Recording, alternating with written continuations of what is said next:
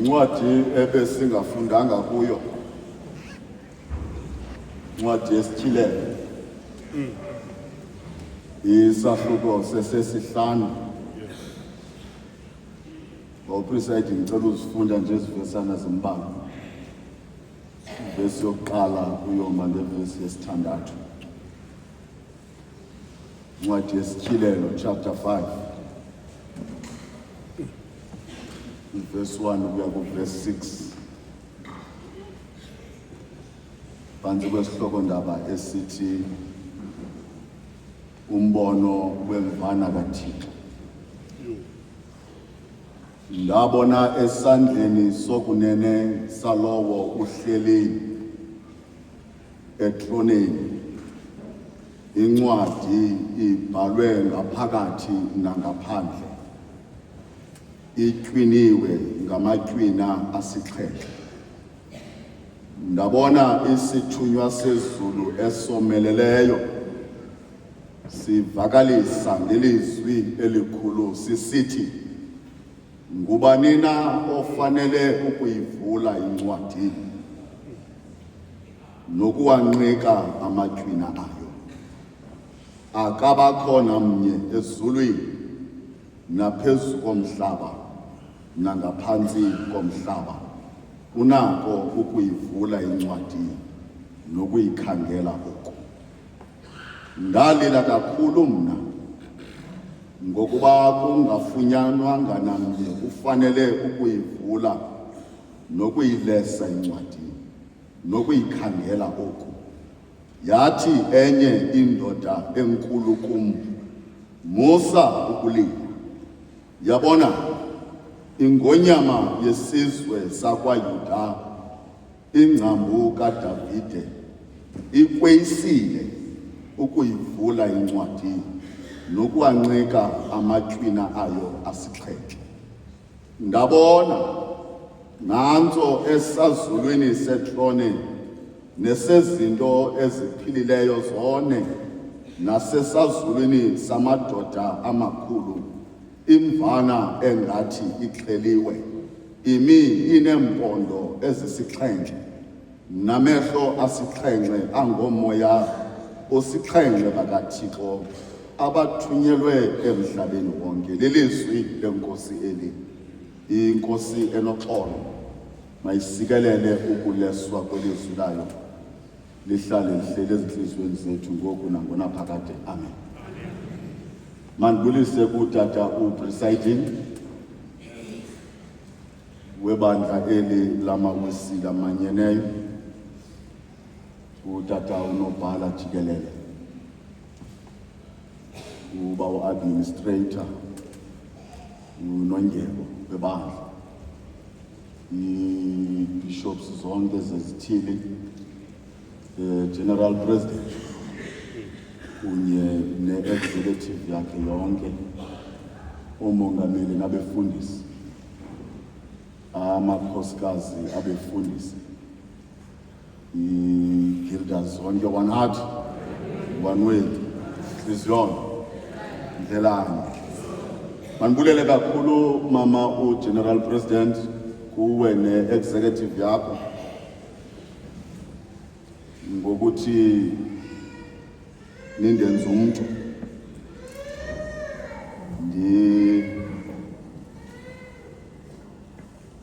Bendicinga mna ukuba ndisekula level yofumana ezankonzo zangokuhlwa. Bendingekaziqondi ukuba kukho umntu othi xa ejonge mna abone umntu onokwazi ukundulula abantu abaninzi kangaka. Mandibulele mama president kuwe ne-executive yakho. Inene nenyaniso, a greater honor and privilege has never been bestowed upon me. Ndiyabulela, andizutsho ke ukuba nangamso.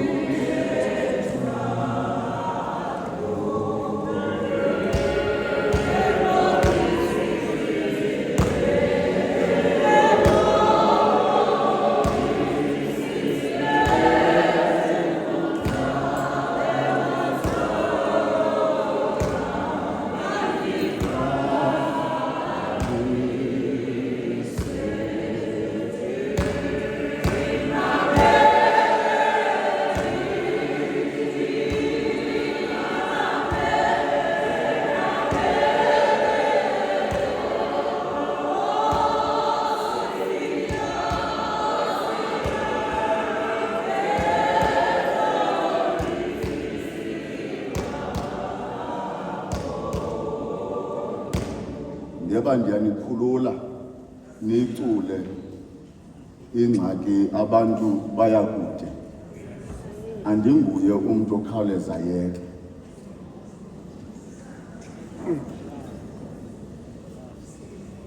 Abantu baya kude. Bendingekho izolo Mama President xa bekuqhutywa inkonzo i-memorial service. Kodwa ndifumene ndibukele kwezinto zikhoyo, ndafika umfundisi uManzezulu eMhlikihlo uJohane nele ncwadi yesityhilelo, ndaqonda uba undenzela lula ukuze mna ndingabi sangena kakhulu. Andizubeka lizwi, ndinqwenela into yoba sincokole ngazo zonke ezi vesi sizifundileyo. Ndiyayika le ndawo ndinikwe.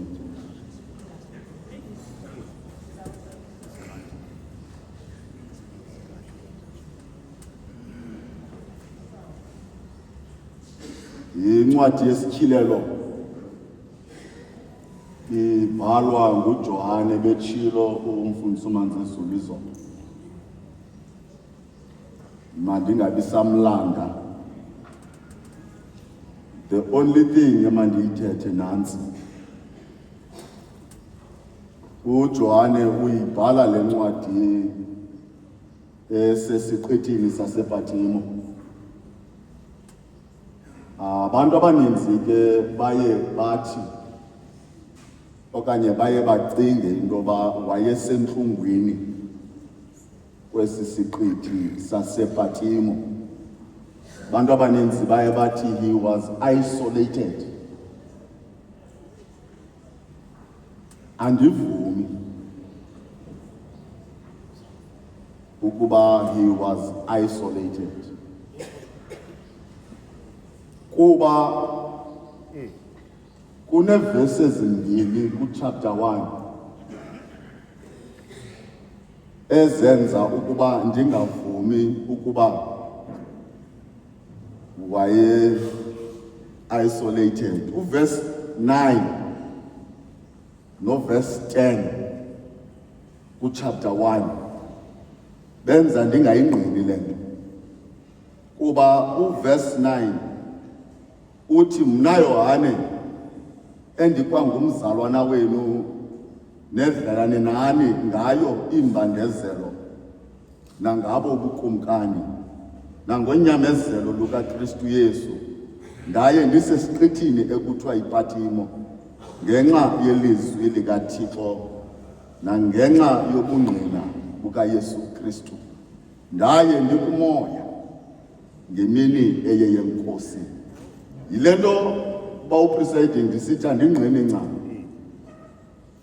because ezi vesi zimbini zindibonisa into yoba uJohane waye kwilocation ezimbini ngexesha elinye. uJohane physically wayesePatimo, spiritually wayesezulwini.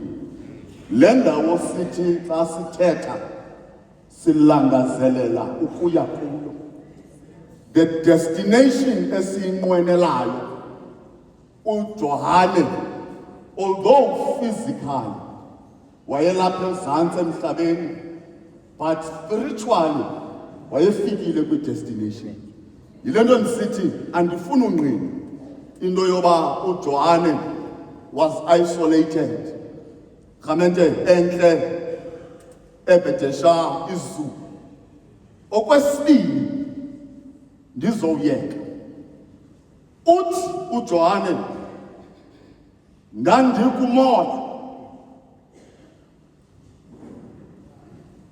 This is key, kuba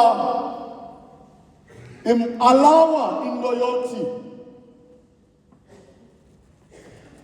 i-present suffering yakhe angayiboni angayihoyi kuba it is only the physical body ehleli ezantsi emhlabeni but spiritually yena unyukile ramente enhle ebhetesha izulu ngamanye amazwi ndifuna uthi zigildana ezinye zengxaki esidibana nazo eyona nto isikhathazayo yinto yoba sijonge apha asijonganga phaa ramente entle ebhetesha izulu uJohane usesiqithini sasePatimo ramente entle ekumoya waboniswa a series of visions ramente entle mandiziyeke ezinye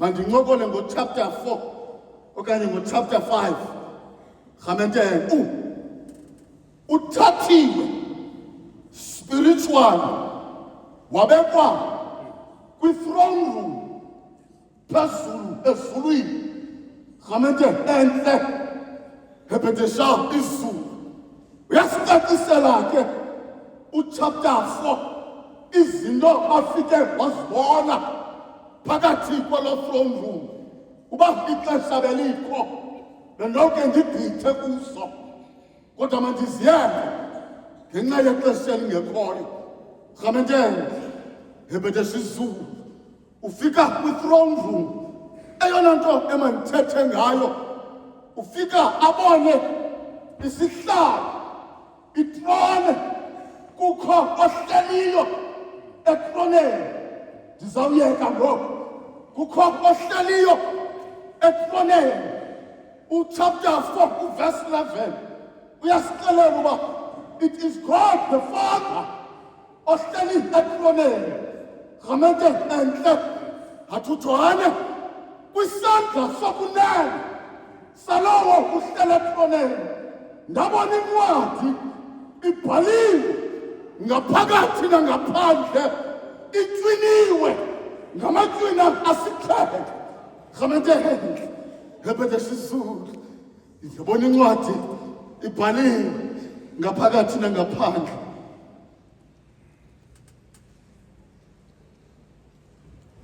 There is a debate amongst his scholars ukuba ithini content yale ncwadi.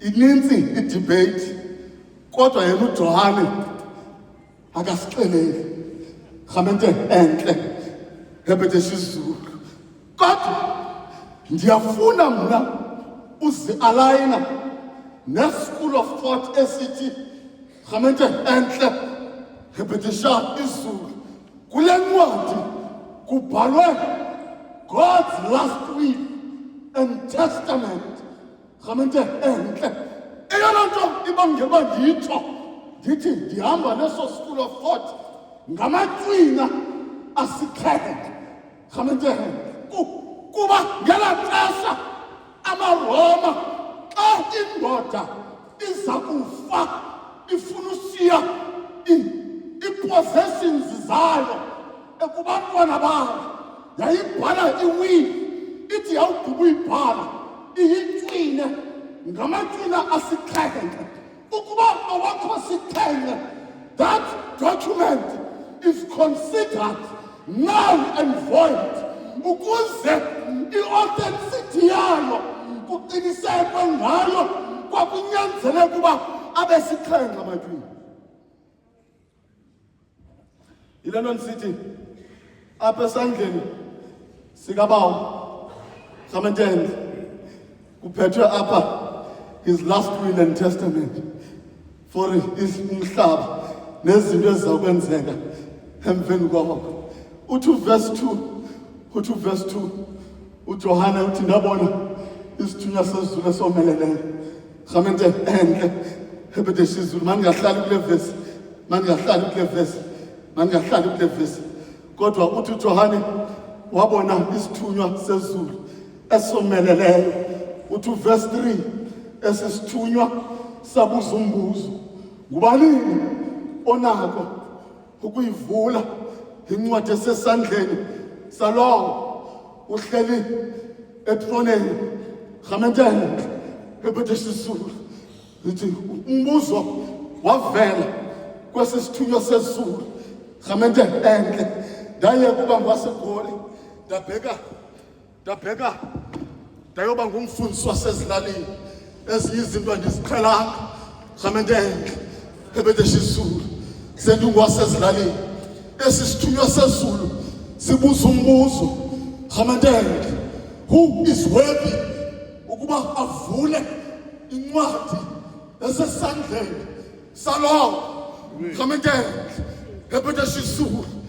ithi impendulo akhona unako ukuyivula rhamente entle. It is almost as if isithunywa esi sabuyela umva satravelisha back in time simane sibuza kuba bonke abantu ukhonana onako ukuyivula incwadi esesandleni ithi impendulo ezulwini akekho emhlabeni akekho naphansi komhlaba.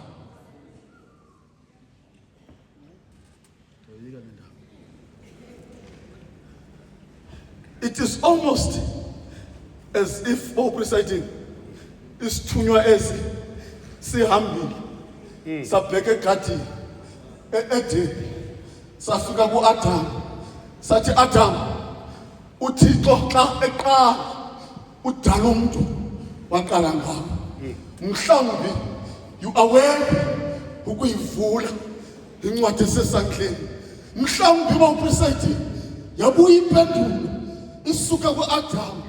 Yabona lento ingathinta apha eSouth Africa yamadoda azawuthatha ifani zabafazi babo ndayicela kudala mna kuba ndinguva ngomfazi.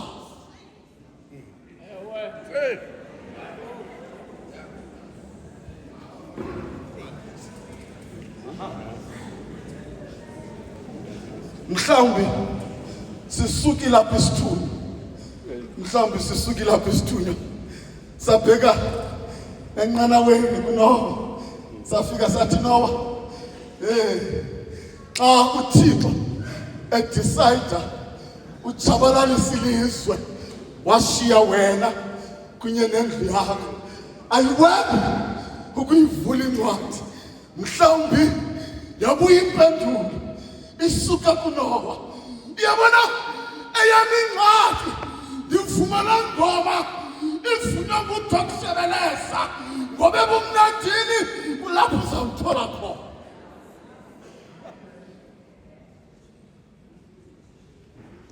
Mhlawumbi sisukile isithunywa sezulu sabheka kuSamson isithunywa sezulu mhlawumbi sisukile isithunywa sabheka kuSamson.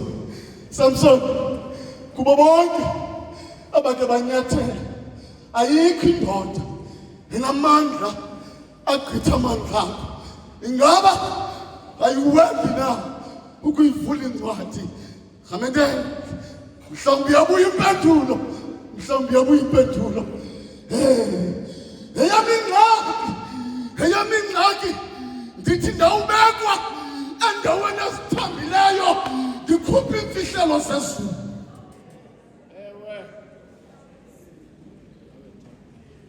Okanye mhlawumbi kuyiwe nakuDavid mandiyeke kuyo. Okanye mhlawumbi kuyiwe nakuDavid. Of all the kings, David ezake zabakho kwaSirayeli, there is no greater king than you. Ayiwezi ukuyivula incwadi rhamente entle ephethe isizulu. Mhlawumbi yabuya impendulo nakuDavid. Mhlawumbi yabuya impendulo nakuDavid. Yabona eyami ingxaki mnuna eyami ingxaki yoba xa ndibona inkosikazi yenye indoda ndisuke ndifune uyenze yakho.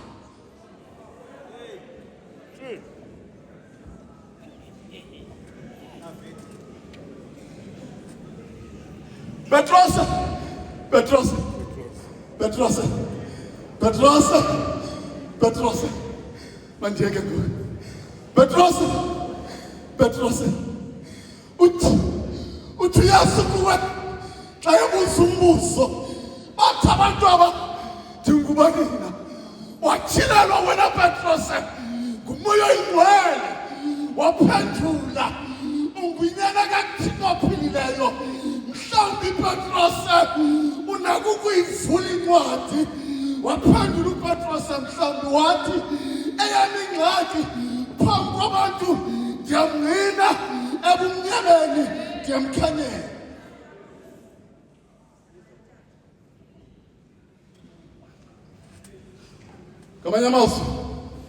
Ngamanye amazwi kwabonakala into yoba akhona mnye unako ukuyivula, akhona mnye unako ukuyivula incwadi. Rhamendele ebhedesha izulu ithi impendulo ezulwini naphezu komhlaba naphansi komhlaba, no one is worthy. Rhamendele ebhedesha izulu, no one is worthy. No one ndithi nalo uthi kayangayi kwi-convention nawe uthi awuyi kuba ufuna umuntu ocinga ubumthembile kanti naye he is not worthy. He is not worthy. He is not worthy. Rhamendele ebhedesha izulu andinawuvakalana Rhamendele ebhedesha izulu ndithi nalo umthembileyo naye yena kuqala he is not worthy. He is not worthy. He is not worthy. Nalo othi xa yathetha kube ngathi kugqikiwe, he is not worthy. He is not worthy. Rhamendele ebhedesha izulu hey nditsho nomfundisi wakho he is not worthy. He is not worthy. He is not worthy. Ngoba ithi impendulo ezulwini naphezu komhlaba naphansi komhlaba akhona mnye.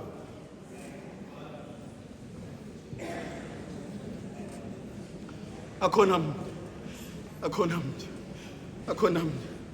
Uthi verse 4 xa ndiyeka uthi verse 4 ndalila kakhulu Rhamendele ebhedesha izulu uthi verse 4 ndalila kakhulu because no one is worthy. Ndalila kakhulu ngamanye amazwi kuphela amathemba kuJohane because no one is worthy. Rhamendele ebhedesha izulu, no one is worthy. Rhamendele walila uJohane because ezulwini akhona mnye, phezu komhlaba akhona mnye, nabanalo ukuthula akhona mnye because no one is worthy. Rhamendele walila uJohane kuba icebo likaThixo alizukwenzeka kuba akhona mnye who is worthy. Akhona mnye who is worthy. Rhamendele ebhedesha izulu walila uJohane. Yabona ke ndiyamthanda uThixo. Wabona once you reach the understanding yoba no one is worthy, God shows up and in once ufikelele kwi-understanding yoba le nkosikazi le yakho it's not worthy, God shows up.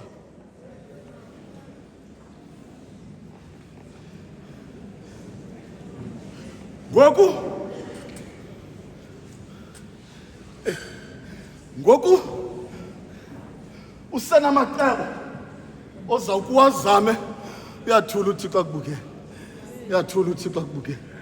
Uyakubukela uThixo ngalo mzuzu usacinga into kokuba unezinye avenues ozawumane uzama.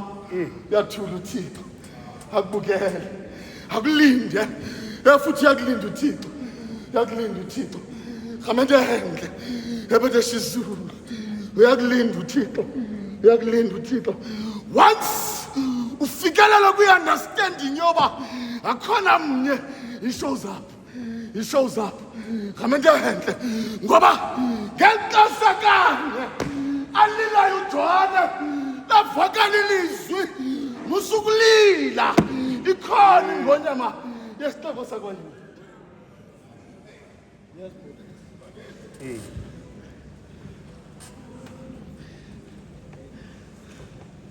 Ngexesha uJohane alilayo lavela ithemba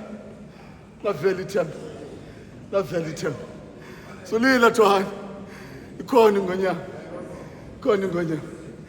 yesixeko sakwaYuda ikoyisile yeyisile inako yona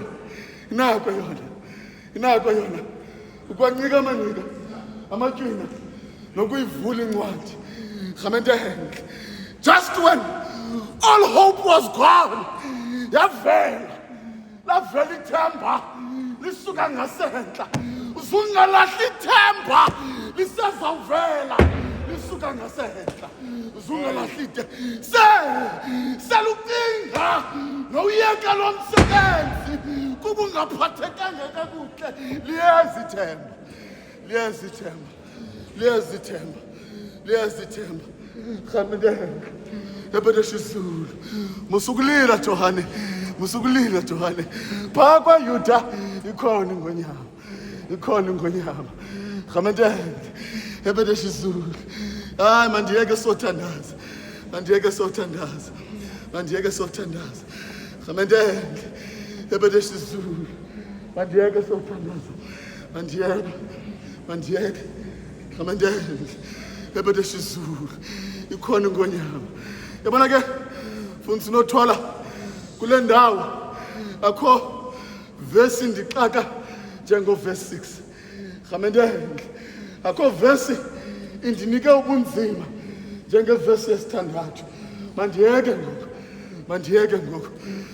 ngoku akho verse ike yandibhida apha njengeverse yesithandathu khamendele ebede shizulu uthawulile uJohane wanikwa ithemba ikhona ingonyama wathe salakaza elindele ingonyama kwasuke kwavela igusha anindiva wathi elindele isilwanyana esinobungozi kwavela isidenge sesilwanyana.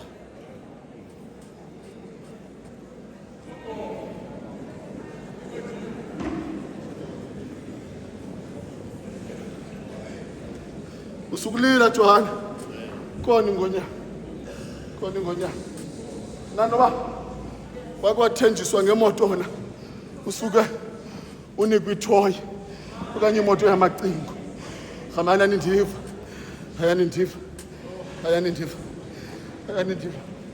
uJohane uphakamisame uyalaqaza bawuphele ulindele ingonyama ulinde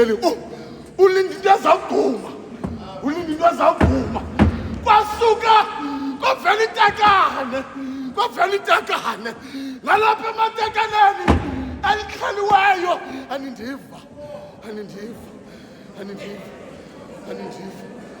anindiva khamendele ebede shizulu ulindele ingonyama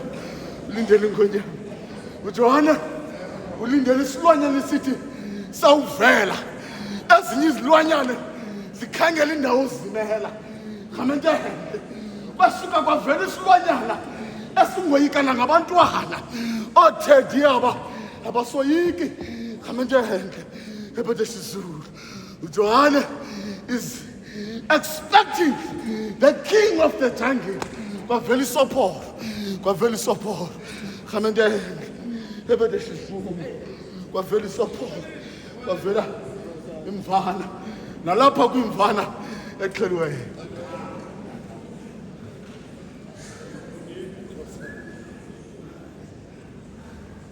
yabona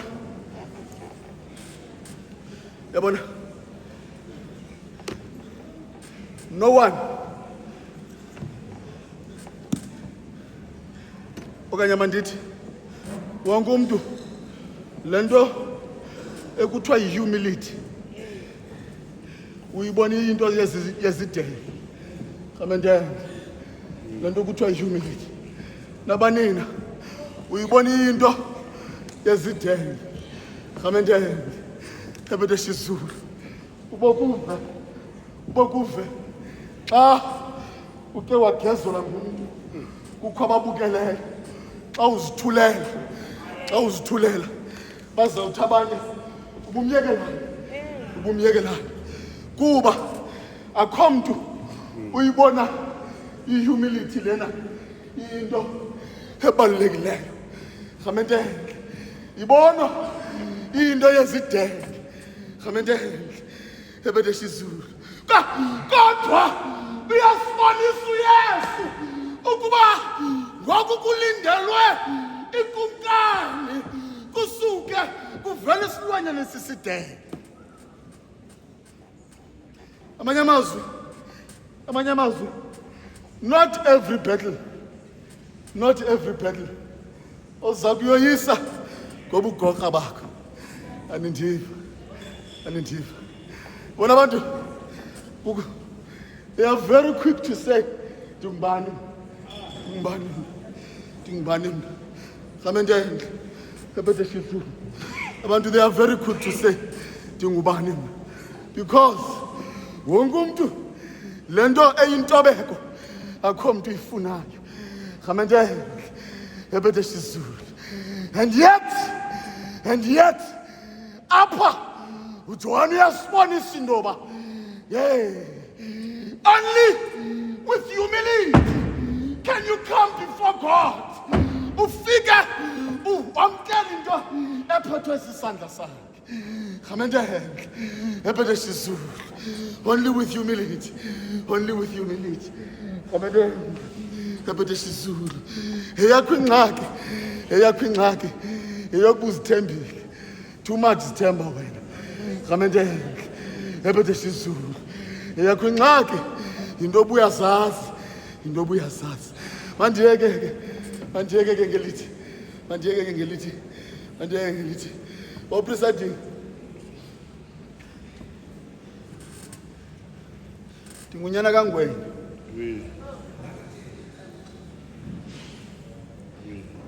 ekhaya utata xa ebizwa kuthiwa ngungwenya ndayibalisa ngenye imini uba kutheni bethanda ndisemncinci bendithanda uhamba notata futhi noba uyaphi na bendiye ndikhathazeke kakhulu xa engahambi na bendiye ndikhathazeke kakhulu phela kwento engandingayifuni ukushiyeka nomama andifuna uhamba notata uba umama uyahamba makahambe ndishiyeke notata rhamentenhle ebede shizulu bethanda ke utata ukuba xa sihamba sobabili andithathe bawubele andibeke apha phezu kwakhe njengobeqhuba andithathe utata andibeke apha phezu kwakhe nam ndibambe isteringi ndimane ndisiya nayo engqondweni yam ndiyakwazi ukuba ndim luqhuba lemoto rhamentenhle ebede shizulu engqondweni yam ndayikhala le nto to an extent yoba bese sithi xa sihamba bendingasayi ngemva ndivele ndize ngaphambili kwisitulo sikadrayiva because engqondweni yam khawuta ndiyakwazi ukuba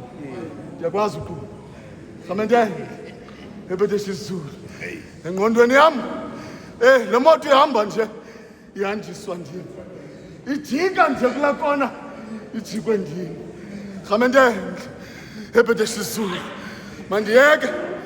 mandiyeke zikiltas godukani liphelile ityala rhamentenhle ngenye imini bawupresiding udedi uthwaxwe ngunyanga ntathu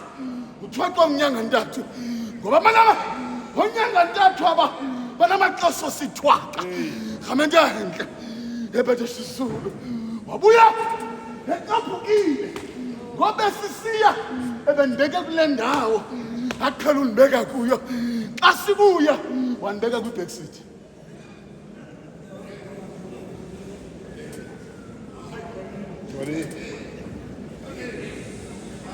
What drive udedi siyagoduka, what drive ungwenya siyagoduka. Ndiyalila pha ngasemva, ndifuna uqhuba dedi, ndifuna uqhuba uba ngandithulisa andide ndithule because ndifuna uqhuba. Caba ude waqaphuka wayimisa imoto bawugoqo, wayimisa imoto wehla wathi awugqibuhla wandithatha kwisitulo singasemva wandibeka esiteringini wahlala e-back seat wathi qhuba sihambe, lapho intoba andifiki laphaya zaphi yangona ingqondo zibuyayo uba lonke ixesha bendiqhutyelwa. Nawe yakho ingxaki ubona izinto zilunga ucinga ngamandla akho. Thixo makanigcina nisikelele ngoku nangona phakathi. Amen. Masithandaze bawunothwana.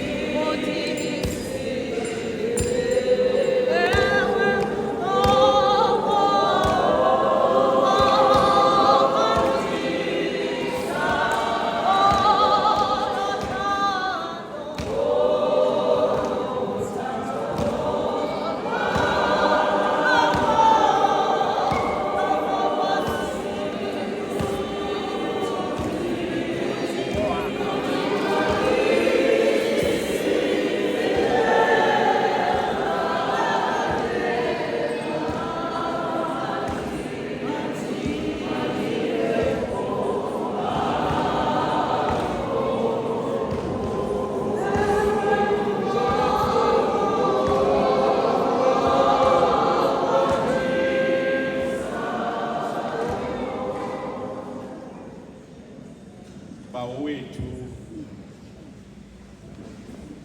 olungileyo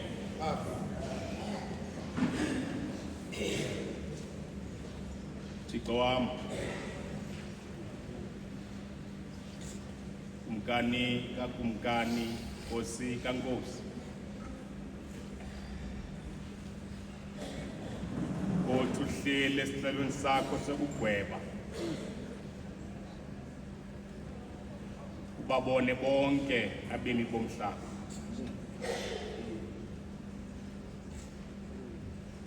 Izinto zonke zisesandleni sakho. Ubabhekisa abantwana bakho apho ubona.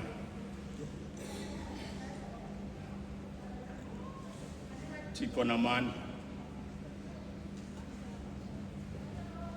umkani wezizwe nenhlanga, athi umfundisi umfamana xa ithetha nawe, athi mzali wethu osithandayo. Sisondela kuwe Thixo wam, singenawo nomhlaba wokuma phambi kwakho ngenxa yokonakala kwezazela zethu. Bawuyingcwele, siza kuwe kuba nguwe ithemba elinyaniso. Thixo olungileyo, siza kuwe sibulela baba wethu namandla amakhulu kuthethwa kwelizwi lakho. Thixo wam olungileyo, ilizwi lakho lisiqondisile, ilizwi lakho lisiyalile. Vula inhliziyo zethu, Thixo wam olungileyo, umkhonzi wakho bawuyingcwele naphaya ezulwini kuyiwe. Thixo wam onamandla amakhulu, bafikwa bekhono inoki, amadoda angazange afe asuka ngenxa yemisebenzi yawo afukulwa, angqinwa. Thixo wam olungileyo, umkhonzi wakho yabekwa naphambi kwabo incwadi. Baba wethu onamandla, akwabikho namnye onakho kuyivula. Kumkani kakumkani, Thixo wam olungileyo, uthi umkhonzi wakho naphantsi kwenzonzobila yamanzi, Thixo olungileyo, phakathi kwamadoda anentloko zezilwanyana yabekwa. Thixo olungileyo, akwabikho namnye onakho kuyivula. Baba wethu onamandla amakhulu, sibulela Nkosi unyana wakho.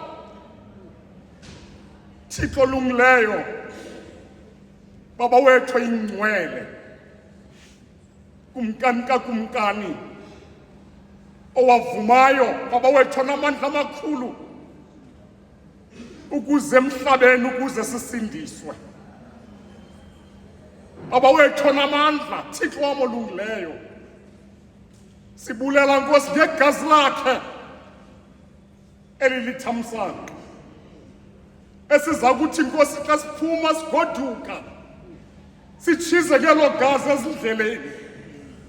Thixo wam olungileyo, ukuze sibheke emakhaya sifike Nkosi enamandla siphephile. Baba wethu oyingcwele Nkosi ngelizwi lakho, Thixo wam onamandla amakhulu, siyabulela. UnguThixo Nkosi esisimanga, kuba Nkosi olungileyo usuke Nkosi wakhetha izinto ezingenaxabiso zehlabathi ukuze udanise izilumko. Thixo wam onamandla amakhulu, siyabulela ngomkhonzi wakho. Thixo wam onamandla amakhulu, all things are permissible but not all of them are good. Zonke izinto zivumelekile kodwa Nkosi yam azisilungelanga zonke. Thixo wam onamandla amakhulu, sithe Nkosi mzali wethu, hamba nathi. Baba wethu onamandla amakhulu, siyabulela ngelo gazi lonyana wakho, egameni nasegazini likaYesu Kristu Nkosi yethu. Amen.